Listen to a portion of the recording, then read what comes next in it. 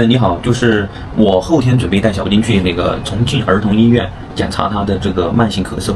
那么我想着到时候在医生那里，我可能1、2分钟没办法把小布丁这个漫长的这几个月的咳嗽的这个病史给他讲清楚，所以说我现在需要你给我整理一个表格，就是到时候我打印出来，我直接就交到医生手里边，他一目了然，对吧？需要你给我整理一份这样的东西。我想那个医生他肯定就是想知道的，一个是一些关键的时间节点，用了什么药是吧？有效果没效果？什么症状或者有什么原因诱因啊这些，对吧？主要是想要了解这些嘛，我们就按照这个思路来整理这个就是表格。首先我说一下去年2024年2月23号，小布丁做了这个腺样体扁桃体的切除手术。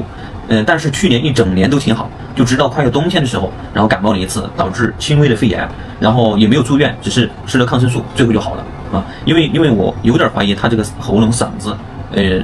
不知道有没有原因哈，导致他这次长期的咳嗽，所以这个我交代一下。然后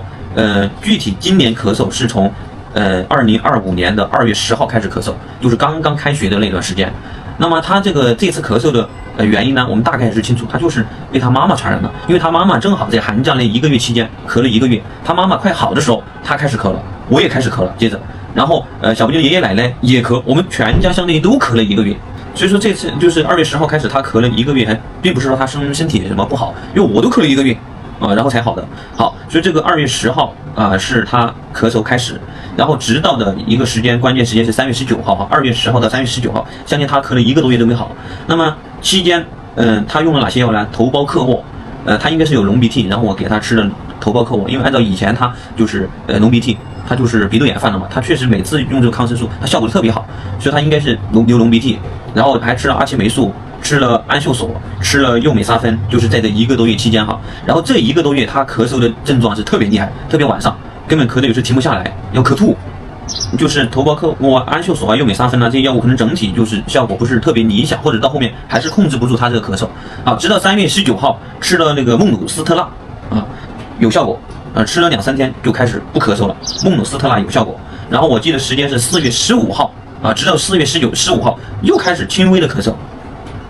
然后这期间我们孟鲁斯特钠我都是按照疗程来吃，前面吃了半个月，每天吃1片，后面隔1天吃，然后准备慢慢这样减量。所以说直到4月15号，不知道是不是就是这个药物控制不住了吗？还是说4月15号我们正在准备备战，就是重庆打比赛，所以练的稍微训练强度大一点，训练篮球，然后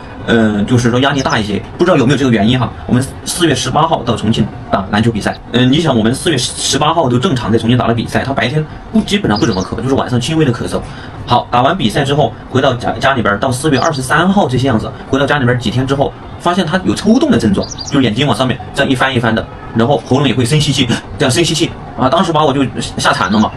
然后网上查了一下，发现大量的就是有家长反馈吃了这个孟鲁斯特钠导致孩子有抽动的症状嘛。后来所以说我就立刻就把孟鲁斯特钠给停了。然后直到5月5号，相当于期间都在咳嗽的，4月18号打比赛回来到5月5号都还在咳嗽，然后到5月5号应该是他又开始流隆鼻涕了，流隆鼻涕，这次就没有给他吃那种抗生素，我就给他喷的那种辅苏良鼻喷激素辅苏良。好，喷鼻喷激素有效果。5月5号，然后到那个5月10号，然后抽动的症状就明显好转了，然后眼睛也没有一翻一翻的，然后深吸气也好很多，但是没有完全好清楚。所以说我不知道他这个抽动跟他流隆鼻涕有没有一定的相关性好，直到5月28号，相当于5月5号到5月28号都没有咳嗽，20多天也没咳嗽。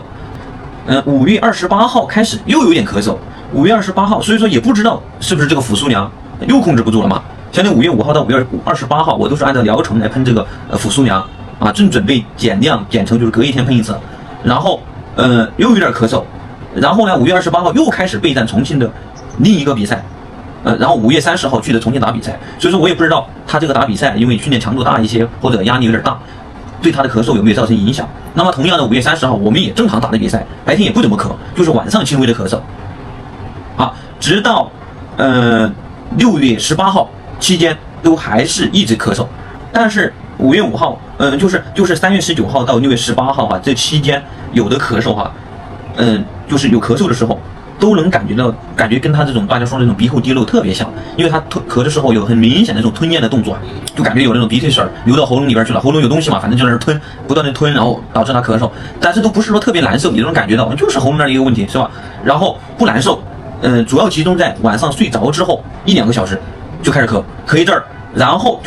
就不咳了，早上醒来之后他也要咳一阵儿。好，到了6月18号，那么他就咳嗽就要。我看是就要深一点了嘛，然后他就吃了安秀索、西替利嗪、阿莫西林，那肯定是6月18号他又开始流脓鼻涕了。所以说我这次尝试用这种抗生素阿莫西林，但是6月18号之后哈，这个咳嗽我感觉他这个有变化，就是他咳起来就有点深一点，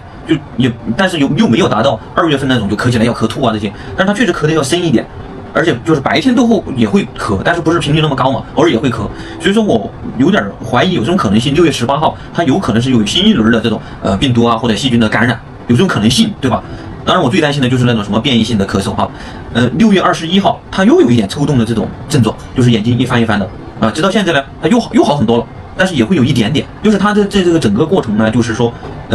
按照网上老师的这些科普啊来说，它就比较符合那种鼻后滴漏，还有就是咳嗽变异性哮喘。孟鲁司特钠吃的有效，辅苏良喷的有效，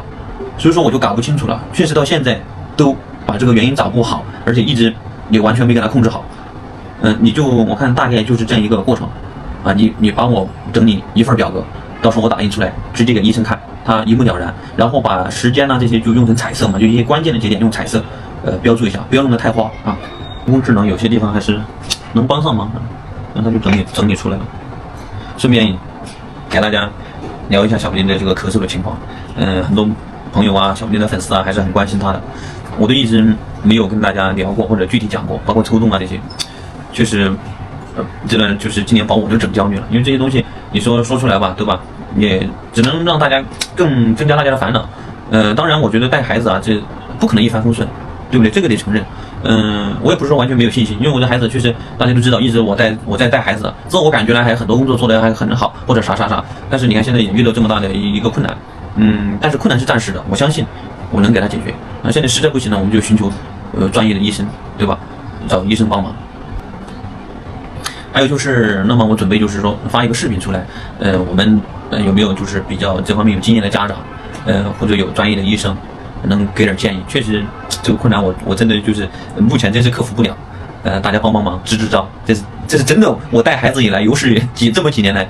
遇到的最大的一个难题，今年遇到坎坷了，大家帮忙，想办法出招，谢谢大家哈。